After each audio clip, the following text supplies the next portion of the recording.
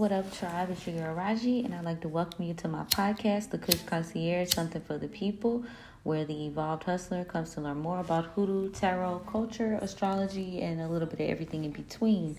So today we are going to tap into Thursday guides, Thursday planetary guides, and we will be tapping into some history, what these guides might like. You know, last time I did a guide, it was for last Friday, so we worked on Venus, and that was really good. I really did enjoy that Venus episode. So let's see what we find today. I've done preliminary research about each of these guys because I do, petition them sometimes, just depending. I think you need a variety, almost in the concept of needing a dream team, especially when you're hustling, because there's a lot of energy at play, and you just want to be able to call on who you need to call on that particular day. And maybe you're not getting results, or maybe you need to switch it up, switch the energy up. So it's always good to have more than one. So let's just get right into it. Now, as we move towards our way of hustling, we're creating, you're expanding. Think of Thursday in terms of Jupiter energy, and Jupiter is large, Jupiter is expansive.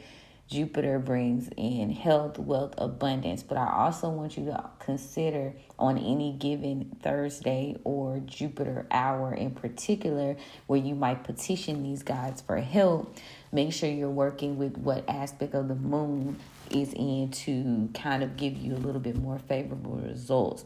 Now, obviously, you can attract things during a waning moon. Like today, it's a third quarter moon phase. So this is not necessarily subconsciously the energy that you would think more so in attracting. What you would do is you would alchemize and you would turn it around, and you would work on destroying, removing, decreasing, neutralizing anything that stood in the way of your manifestations. You follow me? So think of it in that, because Jupiter is also about justice and authority. Now, in terms of gods, Anuket is an ancient Egyptian goddess of Lower Nubia and the cataracts of the Nile. So Anuket rules over the rivers. Now, she's ancient. Honestly, I would suggest anybody who doesn't have a set portion of guides that they might want to work with. Maybe you're not a part of a certain culture. Maybe you just don't know much. I would always say, search the ancients. Search there are Greek gods. There are also Egyptian gods. So where I may have found a disconnect in certain places and I wanted to reach back a little further, ancient Egypt, they were always a good spot. But I will tell you, they are very serious. They do not fucking play. And it is a level of dedication that you have to pursue with them. You got to build a relationship. You might, like I said, during the early week, I always tell y'all build relationships with your guides, so they'll know, you're not just there.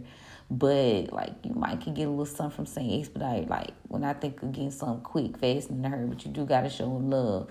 These particular guys, you have to go and bring them their offerings. They old, they the ancients, they not who you would consider to be someone fly by night.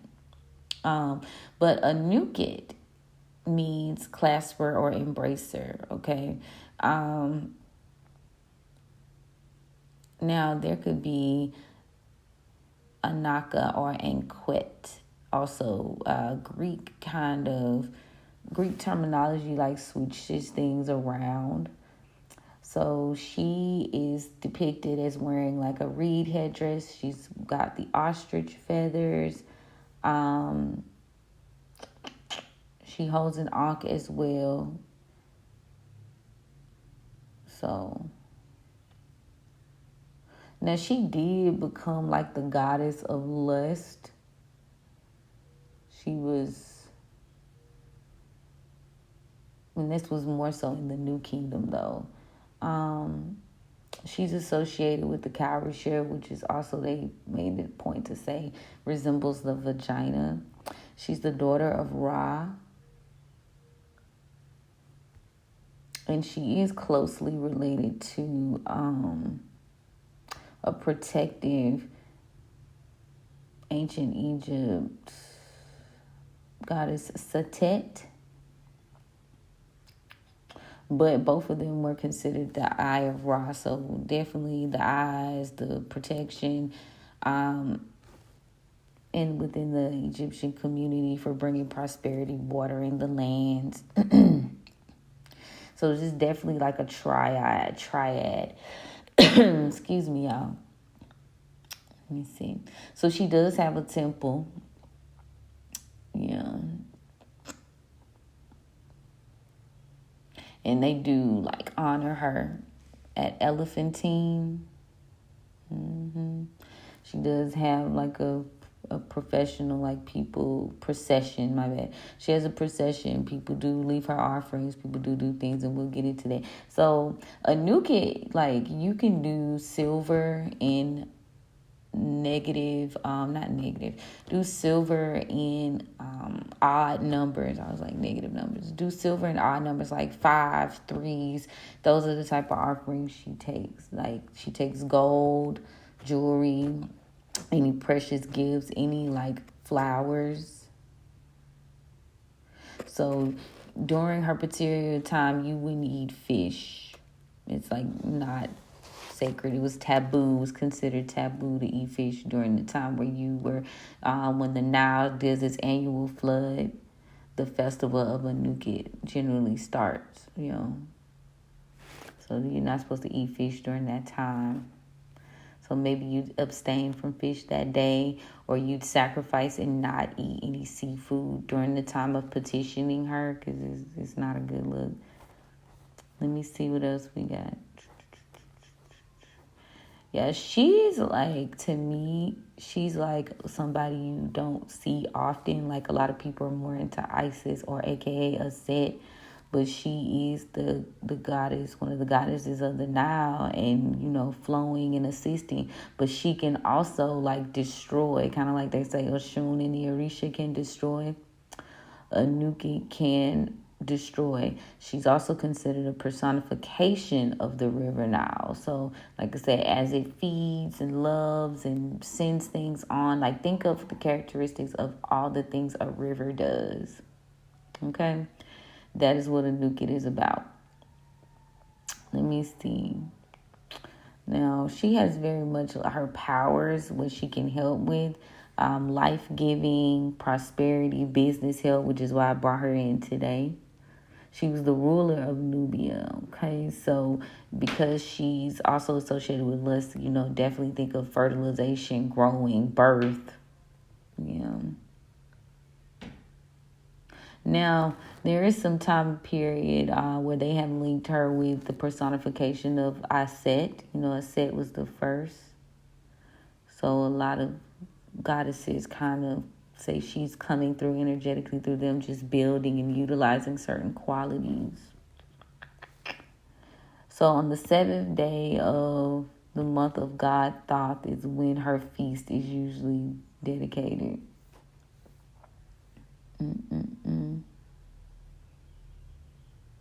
Wait, my bad. Hold on. So let me see what they're saying about this fish. So on these days, it is possible to eat certain types of fish. Now, this is somewhere out of Egypt, so they might be a little bit more knowledgeable. Because I was just saying maybe you should sacrifice the fish. Now, where'd that come from? Let me go cross-reference. I am not above reproach. The fish. Hold on, they gonna mention it. Yeah, they said it was a taboo against eating certain fish. Well, maybe just certain. Maybe ones that were considered sacred. So that's another level of looking. Oh, okay. The taboo held in several parts of Egypt against eating certain fish, which was considered sacred, was lifted during this time. So, yes. So, backtrack. when you think of Anuket in the fish situation during this time where it may not have been, I don't know what that is, where it may not have been something you would necessarily do in terms of eating certain fish, but you still need to research and figure out which fish. But anyway, you could eat it during this time. Now I want to be nosy. I wonder if that information is going to make another resurgence. Okay, I thought it was saying you shouldn't eat fish. But you should. But I guess any other time, it'll be a nah. Let's go more into... So... Of the Upper Egypt and surrounding Nubian lands.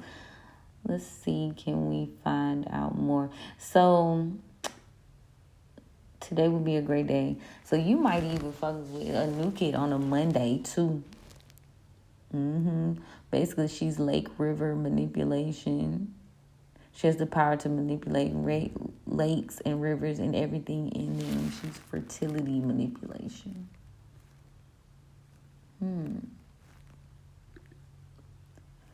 Okay. So Anuka is going to be good, especially today. Justice, assistance, starting something over. All things that Thursday represents. Yeah, she's definitely all about giving life to crops, life to things you're planting. Ooh, yeah, so the first of the month, this will be a great day to tap in with her energy for sure. I'm just thinking, period. Like I said, I've been working somewhat with her every now and again, and I did start to do my research on Anuket. But yeah, I was just thinking about like the fact that today being May 1st, today, like, you know, now's the time to start to grow and do and plan and really be outside. Who better than to deal with the aspects of Anuket? Now, she's also considered a huntress, you know? So, love to see it. Now, let me see. What else about her that we may have missed? Yeah, ooh. Now, her name can also mean, like I said, you can go to her for war because her name also means she who strangles. So keep that in mind. So she has a dual nature. So you, just like we have to love the light of, you know, a god or a goddess, you also have to know the shadows. So all of them kind of, you know what I'm saying? They doing what they do. Let me see. So don't fall for the okie doke thinking you can play with theirs, because they vengeful and they be having their feels just like us. I would think of us as like lesser gods, you know what I'm saying? Building ourselves up. And baby, it's been a path, okay? Now her animal is the gazelle.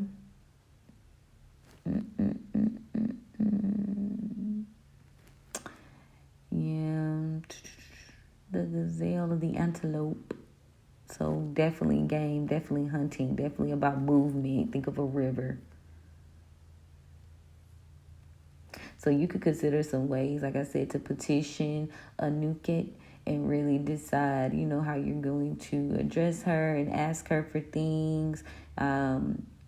Again, a lot of people got their picks about who they choose, but I felt like she was like a good addition to the dream team.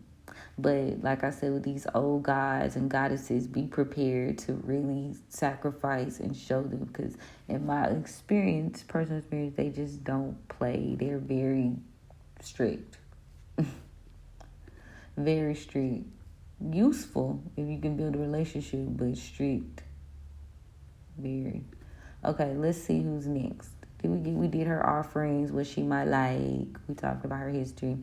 Now we tapping into our girl Marie Laveau. Now Marie Laveau didn't reach goddess status, but she is definitely a significant figure in the hoodoo and voodoo community. A lot of people go to Marie. Marie is very popular. She was a herbalist and a midwife in New Orleans. I know you've seen her in the Coven, American Horror Story. Angela Bassett plays her. She was a hairstylist. I find that most interesting. She was a Virgo for all extensive purposes, a Virgo sun. I wonder what her whole chart was looking like. What y'all think? But yeah, she's a Louisiana Creole practitioner, herbalist, and she was a midwife. Now, she also had a daughter who came back and assisted her as well after the passing of the mother, and they took the same name. Yeah, she's very famous. She was a person that most definitely donated. She went to Catholic church. She's a Catholic. She went every Sunday. She was about her business, but she also held like very public rituals in her area, and people, I'm flipping my pages, and people definitely revere her. Like, people still go to her gravesite today and leave offerings to hope for help, with situations. She has lots of things named after her. Like, obviously she's about that life. She was about that life, but she comes through. People petition her, and she was a businesswoman, a free woman of color. So I felt like she was a good person to tap into for Thursday energy, for expansion and wanting things and, blessings, authority as well as justice. Now,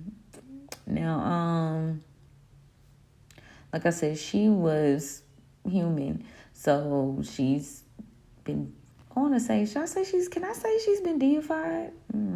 But anyway, she started a beauty parlor, so she would definitely work with wealthier families, and that's how she built her clientele. She worked with a lot of wealthier women, and she built her image as a clairvoyant, and yeah, she helped. She helped with their lives, and she made money doing these. She did the Mojo bags as well. That was her thing. She helped with a lot. She had a lot of customers. So not only was she a business entrepreneur in the day-to-day, she also had spiritual practice that she assisted with as well.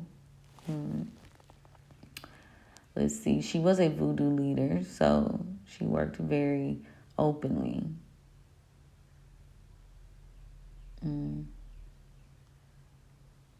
Yeah, she was very, pivotal, but the way people talk about her, obviously. So, yeah, she's buried in St. Louis Cemetery. People go there. I think it's guarded now. I was watching some documentary. They said she died when she was 79. So, let's see what her offerings would be. Like, what do she like? And I'm just looking at, always start with water and a white cloth. Always start with water and a white cloth. Oh, some people, because she was like a beautician, they leave kind of how when I was showing you leave the mirrors. So you would leave combs, bows, things of that nature.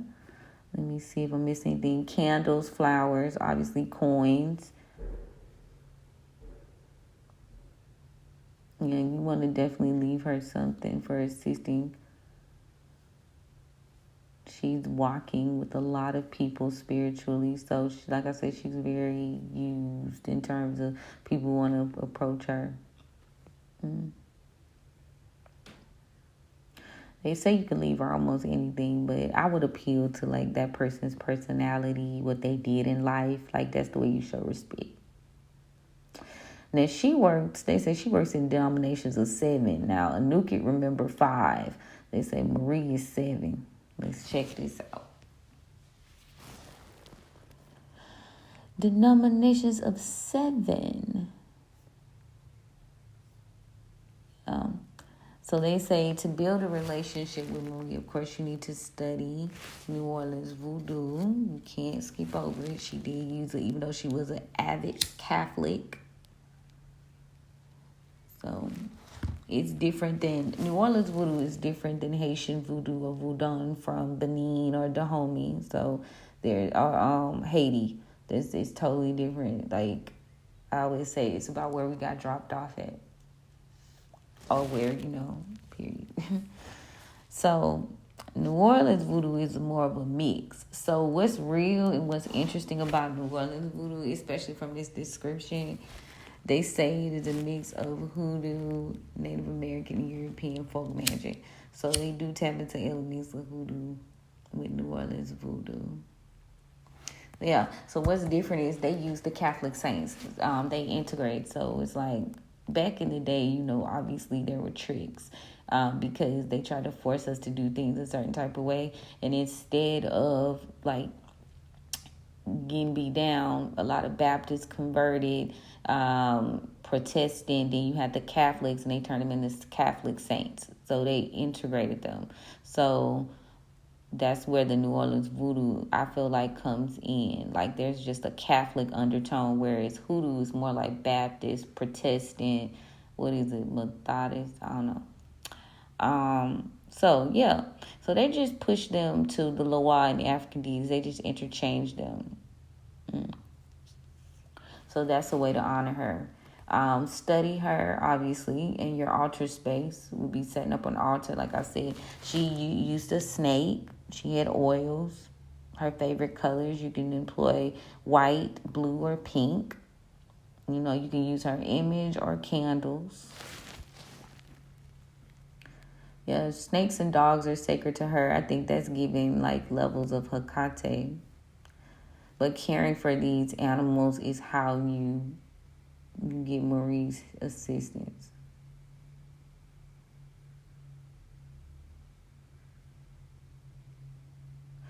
So they're saying that you shouldn't kill snakes you find on your property and honor her, or donate wildlife rescues and charities, Decorate the altar with snakes or dogs. She had a large snake named Zombie. I don't do snakes. I don't do snakes, baby. But yeah, they have the property where she used to live at, and some people do leave things. Lakes and rivers.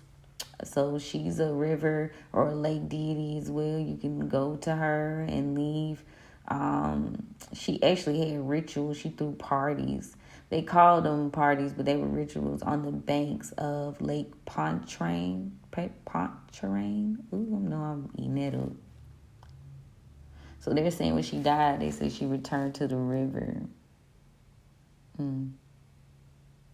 So yeah, you can call them Marie at the river. Looks like it's a couple people you can call on at the river. But I feel like it's the same thing. Movement, expansion, growth. Yeah, 7 dimes, 7 pennies. 7 dimes, something silver. Candy. Hair accessories, like I was saying. Creole food, fruit, water.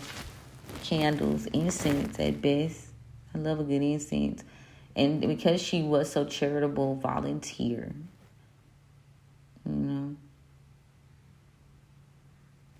Volunteer. Okay. Yeah, so that's very interesting. So Marie, y'all got those notes about Miss Marie Laveau. A lot of songs were made about her. You can even bobby pins. Look, I'm still looking, y'all. Rose quartz, hair ties, anything offering to her spirit.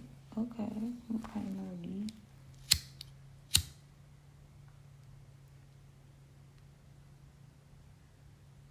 Indeed. I got a picture of Marie. It's the side eye of the fucking century. But she is effective. I'm looking at it right now. It's a nice picture too. She's effective though. Okay, let's see. So yeah, Marie. She's married. She had 2 daughters. Mother, saint almost. She seemed to be pretty cool though. Let's look up Aunt Caroline now. And I had mentioned her in the episode I deleted yesterday. Aunt Caroline. D-Y-E. Caroline. So she lived near Arkansas in like mid-south.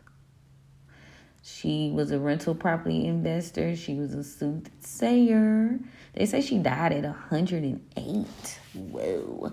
So she was born in Spartanburg, Carolina. So yeah, root worker, a conjurer. She was based in Newport, Arkansas, though. Okay. Sis had it going.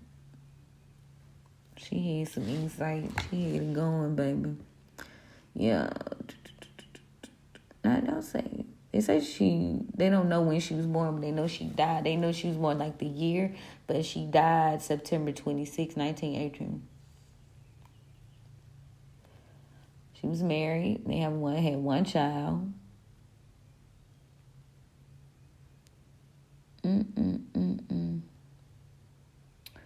She was a freed slave.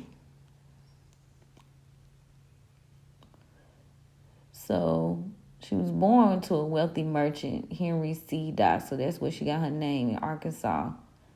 And then he granted her freedom. So she also met her husband on the plantation as well. So she didn't like to be called a fortune teller. She liked the idea of being called like a prophetess. Because she could see, she didn't use any tools. Everybody doesn't need a tool. Like I said, I don't feel like I need a tool. I just like to use it. It's entertaining. It's confirmation. And it's also some people are visual learners. Let's put it like that. Some people are visual learners. So yeah, she was very well known for all cultures, black, white, and indigenous. So her home was well known. She cooked food and sold people stuff. Okay, now, while she did use tarot, crystal balls, or palm reading, she did use playing cards, which was pretty much known. So I feel like maybe had she been trained during the time of tarot cards, she might have used tarot cards, because it says here she used a regular deck of playing cards that she would spread out to help with her concentration. And, everybody know the old ways to read with the playing cards. Tarot is like gypsy work, usually, I think, like gypsy and something else. Typically, and we pick that up like after. So yeah, I feel like if she been introduced, if it was in her genre, she may have used a tarot deck. Let me see. But yeah, she helped people find stuff. She was a finder. People fucked with her because she could find money, lost animals, people who stole from people. She revealed that. Yeah. She used mojo bags, though. She did use mojo bags. And they said she was very smart.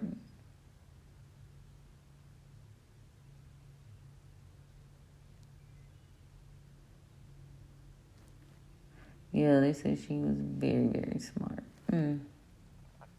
She definitely was a healer. Let me see if so she did things. She did what she motherfucking dabbled.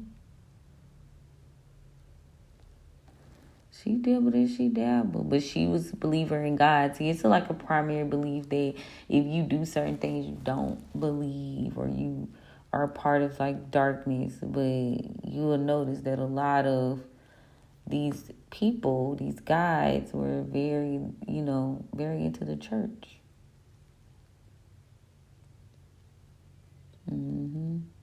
So for her, they would think she would look at it like the root work incorporated Black Baptist teachings, and God Yahweh was the head conjurer. So then you had Moses come behind. Okay, that checks out. And the Bible would be used as a talisman. Anybody knows the Bible is a book of spells. Most people don't like to accept that, but it's true.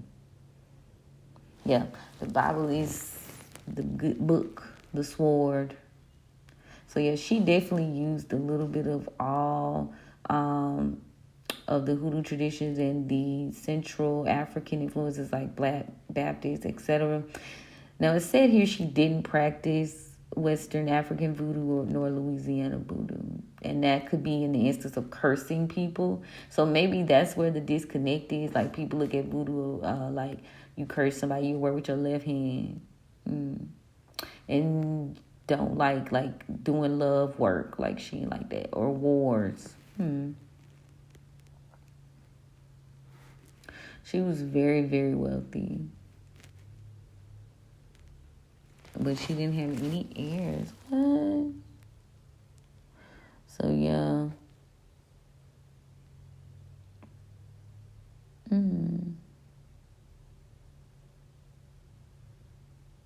So, yeah.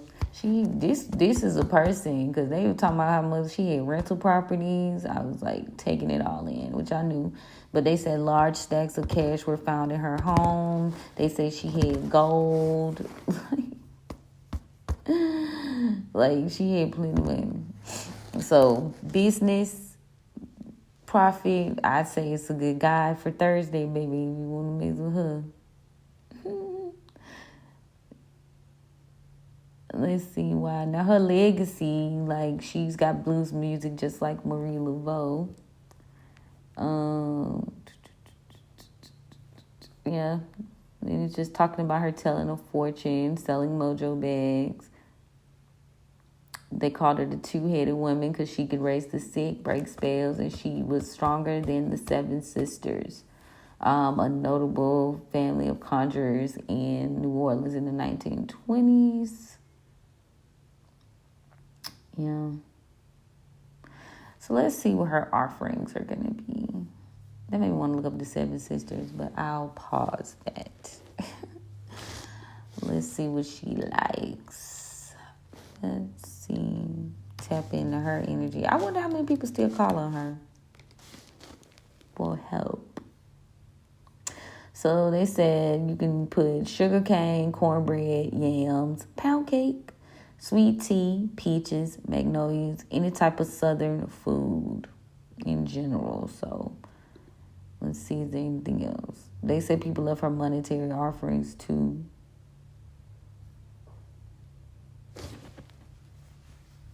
I'm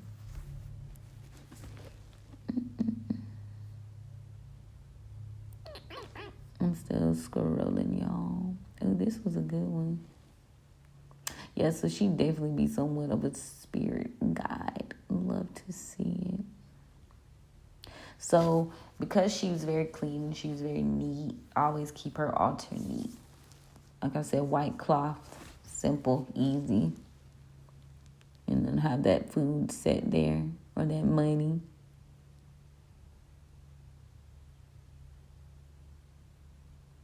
Let me see.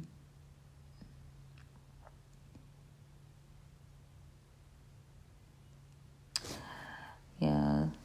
I think she's like an untapped good energy. Like I'm sure some people use her, but like not as widely known. Like I said, that's why I like to do my research. Like Anuket is not widely known. You know what I'm saying? Aunt Caroline Dye is not widely known. But she would be good, you know, indigenous, Afro-indigenous women. But she helped everybody, so they say everybody came to her. Yeah, so ask her for assistance in business matters, entrepreneur, entities, money. Leave her a little sweet tea, you know what I'm saying? A little southern offering, a little money. She ain't picky. Just want to be respected. Yeah, she's, and I think it, when I see people that was good, but they don't have a lot of information on them. Like, again, you might be like, okay, I want to talk to Oshun. Oshun, everybody calling for Oshun. But not everybody's calling for, I got another Orisha. Like, I got a book of them. I'll continue to go through them as the seasons go along. But, like, a lot of people don't call to different ones. They just go after one particular, well-known. We love Oshun, but I'm just saying. Like, and I would categorize this situation with Aunt Caroline as the same. It's like, a lot of people don't go after her. Why not? It's not as well known. Yeah.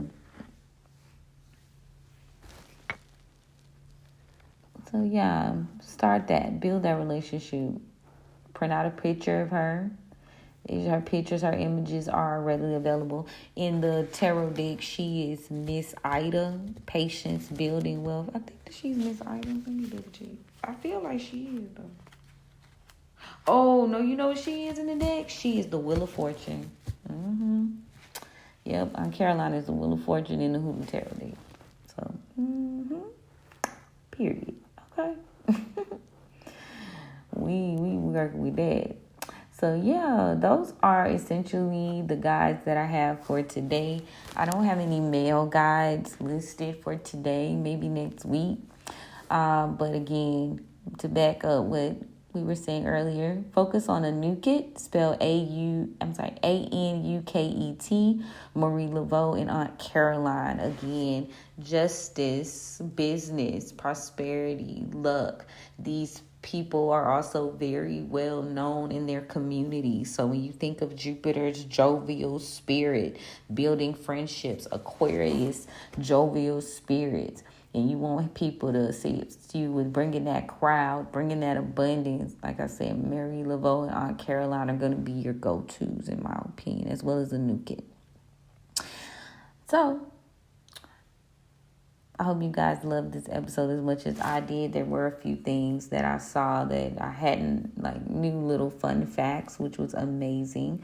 I always like to learn with you guys too. I like doing these like live, like certain things, you want to jot down. But certain things, I like to get that experience of discovering it. Like, okay. As I look through with y'all when I'm talking. But yeah, y'all. Today was a good episode. Tomorrow we are going to focus more on building and solidifying. We did discuss, I didn't discuss Mommy Wata, so I might tap in with that. But last week, if you catch that, we did discuss Oshun, so we will see if I have any more information for the Friday guides. If not, we may just have to tap into another preferred interest for Friday. I am going to post articles on Patreon about these 3 guides. So if you are linked to my Patreon, you will see information for these guides on there. Their offerings, what they like, a little bit of history, etc. But yeah, y'all, that's what I got.